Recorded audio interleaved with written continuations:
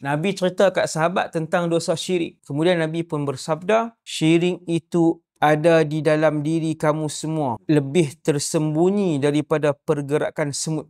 Maksudnya, ada orang syirik ni duduk dalam diri dia lagi tersembunyi daripada semut yang bergerak. Maksudnya sehingga kita tak sedar. Ada bau syirik, ada sipi-sipian syirik, tempiasan-tempiasan syirik, sehingga Nabi sebut akhfa min dabibin naml, lebih halus, lebih tersembunyi daripada pergerakan semut. Semut ni kalau duduk di atas baju kita pun kita tak dengar dia berjalan, tak perasan pun. Begitulah halusnya kadangkala syirik ada dalam diri mana-mana umat Nabi SAW. Kemudian Nabi kata, aku akan ajarkan kepada kamu semua satu amalan, satu doa yang mana nescaya telah pergi daripada anda perkara-perkara kecil bagi syirik dan perkara-perkara besarnya Nabi sebut. Siapa baca doa ni, syirik hak kecil pun akan dipadamkan oleh Allah dalam diri dia, syirik yang besar pun akan dipadamkan oleh Allah. Dan tuan amal hak Nabi ajak, sebelum tuan amal hak lain dulu, hak ulama ajak pun tak salah juga. Cuma yang lebih afdal, yang lebih aula, betul-betul mai daripada mulut Nabi seperti doa ini. Tuan-tuan jangan duk gelut nak beramal sehari dengan amalan ni daripada ulama tu, daripada ulama ni. Boleh, tak ada masalah. No? Al-Imam Nawawi sendiri, dia ada doa dia sendiri ajak doa daripada dia. No? Itu setelah mengamalkan apa yang telah diajarkan oleh Rasulullah sallallahu alaihi wasallam. No? Ni hak Nabi ajak ni, perabi hak Nabi ajak ni, amal hak Nabi betul-betul Nabi ajak ni, yang ni yang lebih utama. Amal hak ni dulu, baru kita tengok yang diajarkan oleh para ulama kita.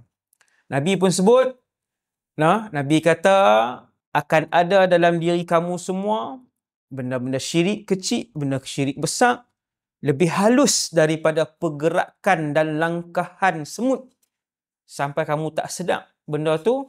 Dan ada satu doa Nabi kata bacalah 3 kali, iaitu Allahumma inni a'udzubika an usyrika bika wa ana a'lam wa astaghfiruka lima la a'lam. Wahai Allah, aku berlindung dengan bantuanmu daripada aku menyekutukan sesuatu denganmu dalam keadaan aku mengetahui, dan aku mohon ampun kepadamu ya Allah kalaulah syirik itu aku lakukan dalam keadaan aku tidak ketahui.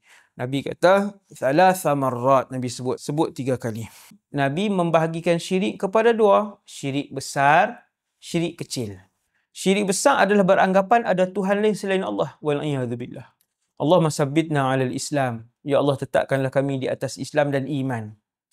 Syirik besar ialah beranggapan bahawa ada Tuhan lain selain pada Allah, ataupun menyembah Tuhan lain selain Allah. 1, menganggap ada Tuhan lain selain Allah pun syirik. 2 ni syirik besar. Adapun syirik kecil pula, contoh syirik kecil apa dia? Tindakan seseorang yang melakukan satu-satu perbuatan kerana makhluk dan bukan kerana Allah. Tunging terbalik buat solat tahajud sebab nak tunjuk kepada mak mentua, kata dia baik, dia rajin. Wala'iyadzubillah. Wala'iyadzubillah, itu syirik kecil, syirik khafi. Kesemua syirik besar dan syirik kecil tadi akan terhapus. Doa ini adalah ubat khas untuk menghapuskan dosa syirik kecil dan dosa syirik besar, yang mana doa dan zikir lain tidak mampu memadamkan kesalahan itu. Rasulullah SAW dalam hadis ini mengajarkan kita satu doa yang dibaca 3 kali akan membenting kita daripada menjadi seorang yang terpesong akidah, serta dapat menjadikan kita seorang yang menjadikan matlamat ibadah dan segala kelakuan kita hanya kerana Allah.